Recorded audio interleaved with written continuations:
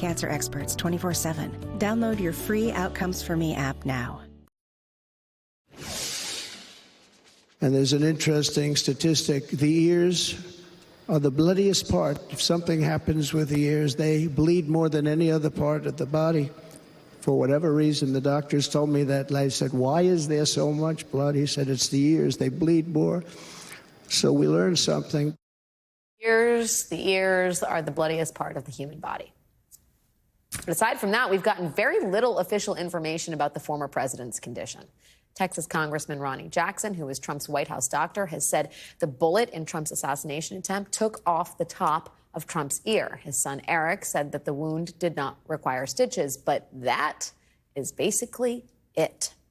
Joining me now is Dr. Vin Gupta. He's an MSNBC medical contributor and a critical care physician. Dr. Gupta, this seems like, given, what we know of previous presidential nominees and current presidents, like an unusual blackout of medical information. I wonder if it seems unusual to you, and if, what you would like to know about the president's condition.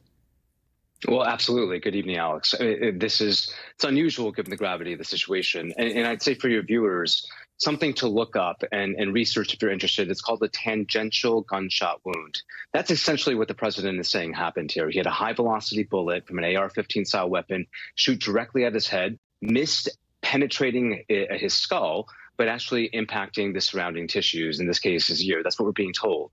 That's serious, Alex. I come from a military background. That predisposes, in some cases, to a traumatic brain injury. Over time, we may not see initial symptoms up front.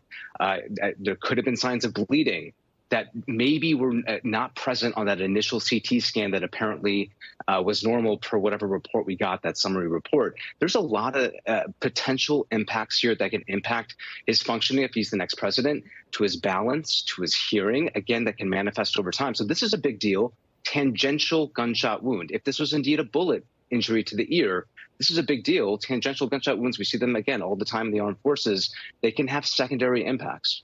Are there particular things you'd want to know about his treatment, either immediately after the assassination attempt or now? Yeah, absolutely. Well, first of all, Eric Trump has said that there's no stitches needed. That's a big deal, because the implication then, Alex, is, well, gosh, they were able to control the bleeding from an impact that somehow took off a part of his ear. We're saying from an AR-15 style weapon. The kinetic impact to the body from that type of bullet from an AR-15 style weapon is massive. So if that was really a bullet injury, it should cause significant soft tissue damage. I want to say it would be helpful for the American public to understand what was the degree of injury. Were they able to control the bleeding without stitches, just to confirm what Eric Trump is saying? What was that process like? Did they use things like Dermabond or Steri strips to help? It would be helpful to understand the extent of injury, absolutely. And then did they do a cranial full neurologic exam?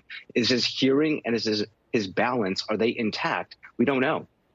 Do you have, I do want to ask, just because the president talked at length about it. He said the ears are the bloodiest part of the body.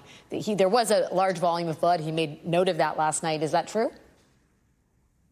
No, I heard the same thing. I was watching as well. And, I don't know what anatomy textbook him and his docs are using, but that struck me as a bit nonsensical.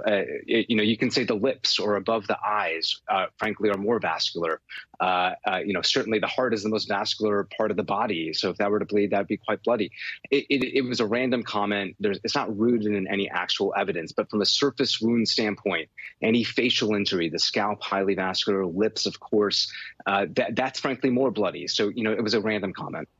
Well, there are obviously a lot of questions, some serious medical questions that we would hope we'll get a little bit more transparency on in the coming days and weeks. Dr. Vin Gupta, great to have your expertise. Thanks for your time tonight. Thank you.